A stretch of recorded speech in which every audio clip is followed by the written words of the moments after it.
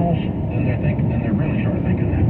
So you got to go, wrong choice. You're going down. You know what it reminds me of? It's the rattling of the saber. It's that scene from Indiana Jones. I forget which movie. The guy's in the alleyway and he's like, and he's waving the swords, and Indy just kind of looks at him and pulls a gun out. Yeah, just shoots him. Rachel's in Austin, Texas. Hey, Rachel, welcome to the Ramsey Show. Sir, thank you for taking my call. Sure, what's up? All right, so my husband and I have about $75,000 in our bank right now. Cool. We're kind of at a loss for what to do with it. Send it to P.O. Box in care of Dave's Bahama Fund. I'm kidding. All right, so are you debt-free? Not yet. We have 10 agents. We have one $5,000 student loan, and the only reason we still have it is because it's at a 2.75% interest rate, whereas our bank is at a 4.6% APY. Yeah, and that's making you rich. 2% on $5,000. You can't even go to Burger King. Okay. Pay off the student loan. What else? Okay. We have a mortgage that has, I just checked it today, $262,000 left on it at a 3.125% interest rate. Okay. And do you have an emergency fund other than the $75,000? No. What's your household income? I make $108,000. He makes $85,000. You're making $200K. Good for you. Well done. Good for you. Thank you. Okay, what we teach folks, Rachel, is a thing called the baby steps. I'm going to send you a copy of the book, The Total Money Makeover, that outlines them in detail. Baby step 1, save $1,000 as a beginner emergency fund. 2 is be debt-free but the house, so pay off the student loan. 3 is have an emergency fund of 3 to 6 months of expenses. Any money beyond that, we put them on 4, 5, and 6. I want you to be putting 15% of your income away for retirement. 5 is kids' college, if that applies. They may be grown and gone. And 6 is pay off the house. I think you're going to pay this money down on the house after you pay off the student loan if you have that emergency fund set aside and you follow those baby steps. That's what I would do.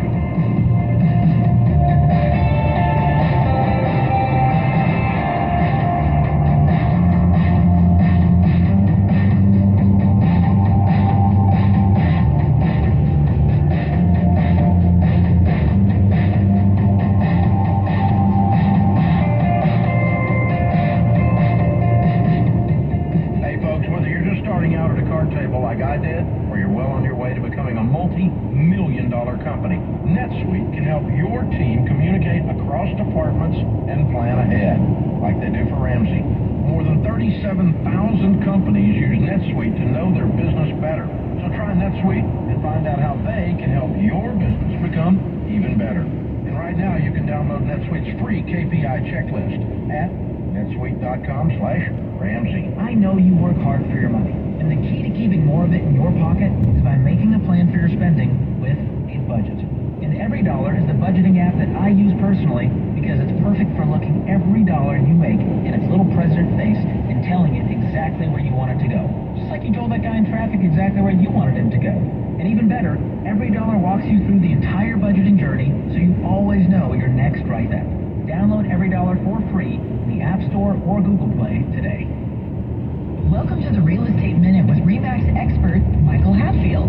Michael, what traits should we look for in selecting an agent? Look for a deal maker with a positive attitude who will work tirelessly for you.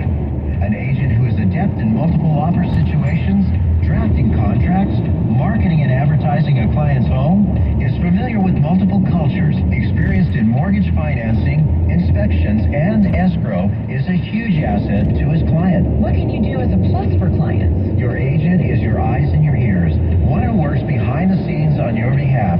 A great attitude, working well with others, and keeping clients' priorities number one is a given for us. Call 925-322-7775 now to schedule an appointment or complimentary home analysis. For excellence in real estate, call the Michael Hatfield RE/MAX team at 925-322-7775 or go to michaelhatfieldhomes.com. DRE01493761. Haven't filed tax returns for years? Think you can't have a life? Think again. You've heard me say that to you for years. Let us take this burden off of you, your family, your business, and solve it for you. You never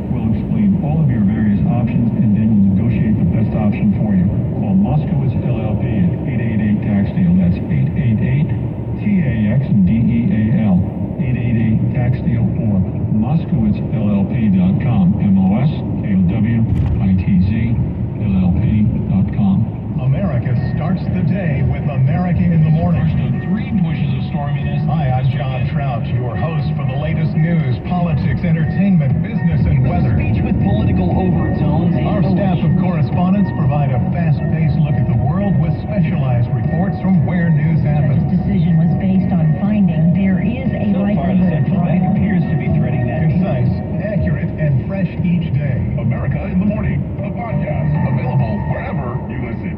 Now back to the Ramsey Show on Talk Radio 560 KSFO.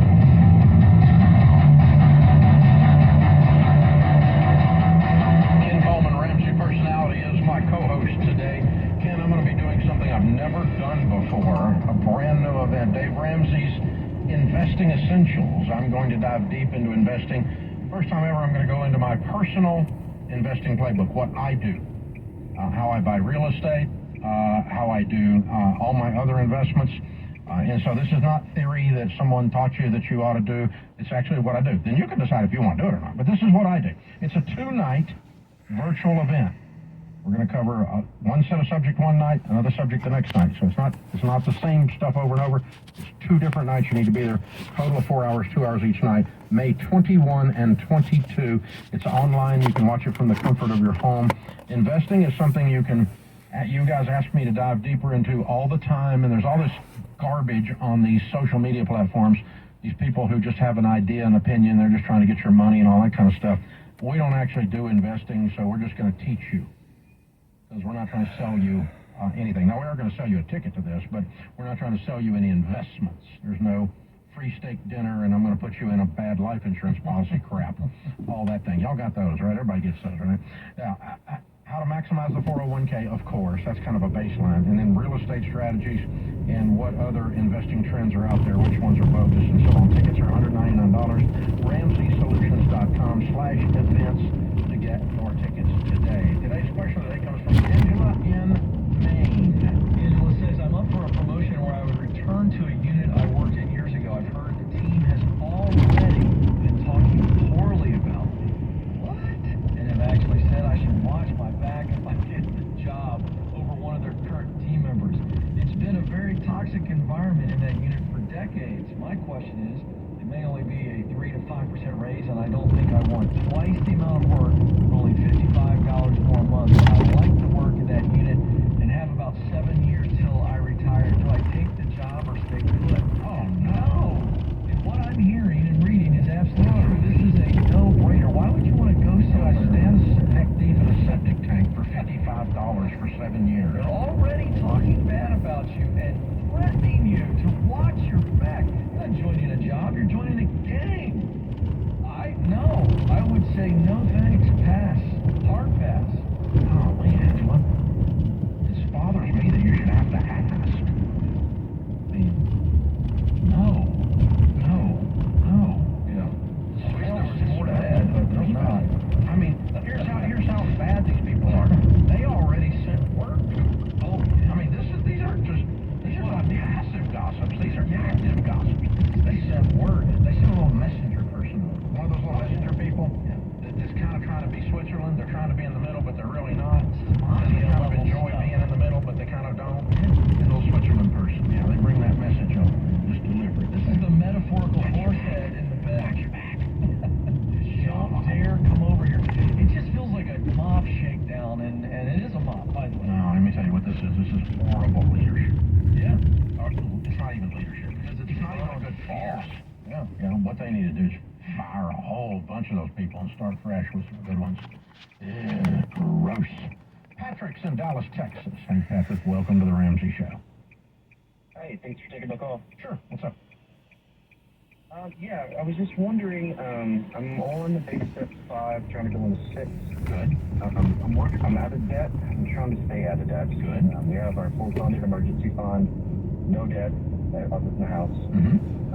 But we have major expenses that are foreseeable coming up. HVAC unit, septic tank. Both our cars have over 100,000 miles.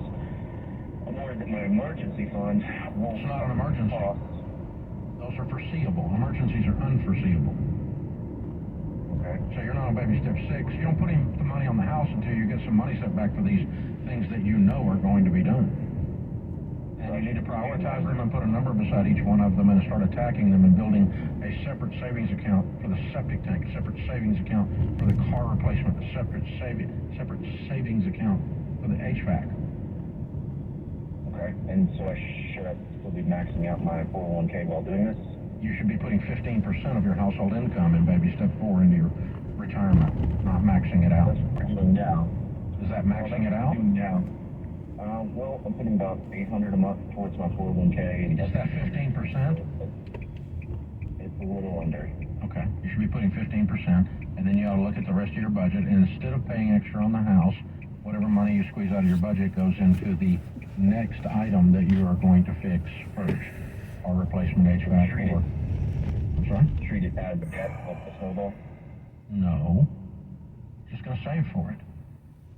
It's a savings account. I'm going to save money to pay all... What's the first thing we're going to do? HVAC, car, or septic? Probably septic is coming out of our emergency fund. I'm going to have to rebuild that, but... Oh, you're already doing it? Rebuild the emergency. Yeah, yeah. Okay, then the first thing you're going to do is you got to rebuild your emergency fund. Yeah, well, it's enough to where we're still at 3 months. The first thing you're going to do is rebuild your emergency fund. You didn't think 3 months was enough last time. Correct.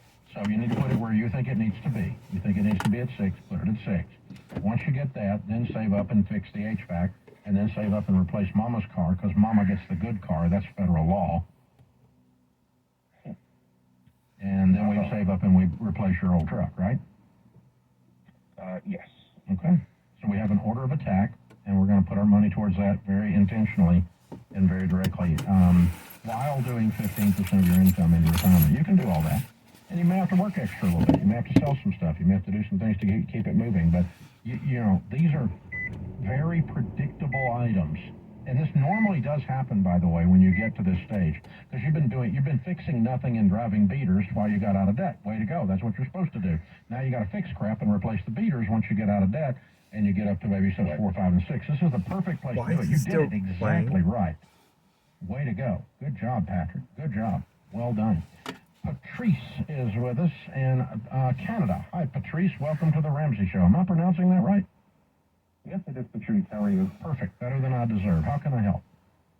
Good. My question is, how do I track the next few data steps of 4, 5, and 6? Because it's kind of complicated for me. And then how do I sell my home and ensure everything is 50-50 between...